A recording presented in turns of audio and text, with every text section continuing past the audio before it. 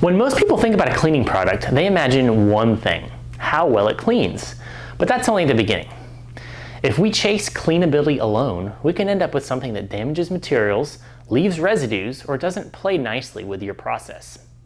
Today, I'll show you how a cleaning product is really born and why the best ones are engineered for the whole process.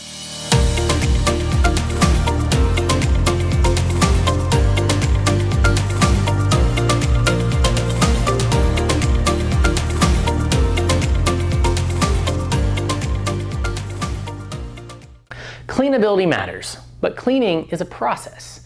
The equipment, the chemistry, and the parameters, wash, rinse, and dry, all have to work together.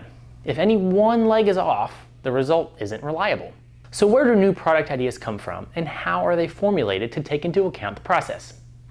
Usually from customer needs, technology shifts, and gaps in current offerings. Sometimes a niche application forces a novel approach. That's the spark. Then we translate that spark into requirements. Target soils, materials we can't damage, machines it has to run in, water conditions, environmental and safety constraints, and yes, performance goals. Mechanically, energy drives cleaning. Nozzle type and impact matter, and the chemistry must wet, penetrate, and solubilize soils so rinse water can carry them away. That's why we design not just for does it clean, but for does it clean in your process. For example, your temperatures, your impingement types, and your dwell times. Here are some other factors that are considered when formulating. 1. Controllability. Can you hold the right concentration easily with simple tools, like with a refractometer or titration or automated equipment, and keep it there? SPC helps verify the bath stays inside of its control limits. 2. Rinseability. Cleaning isn't clean if residues remain. Rinse quality is huge. Remember, you're only as clean as that final rinse. 3. Material compatibility. We don't want damage to metals, plastics, coatings, labels, or part markings. 4. Environmental health and safety and regulatory restrictions.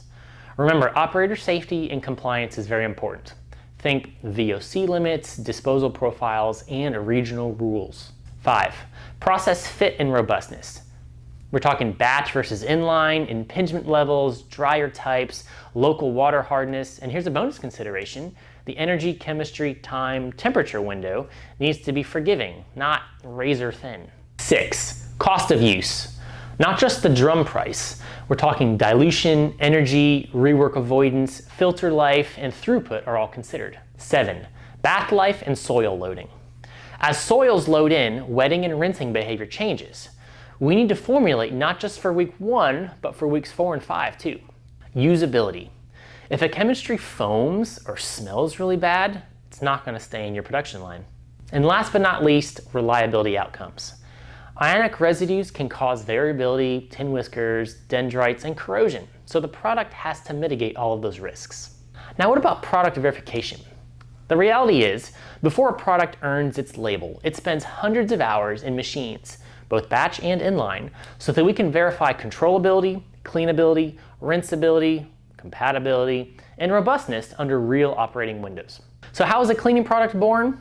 Well, it starts with a real-world need, grows through careful formulation around your equipment and parameters, and it earns its place with rigorous, long-duration machine trials and reliability testing. Cleanability is necessary, but not sufficient. The goal is a product that fits your process and protects reliability. Thanks so much for watching. If you enjoyed this video, don't forget to give it a thumbs up and let me know your thoughts or questions in the comments below. You can also email questions or comments to askdradam@kaizen.com.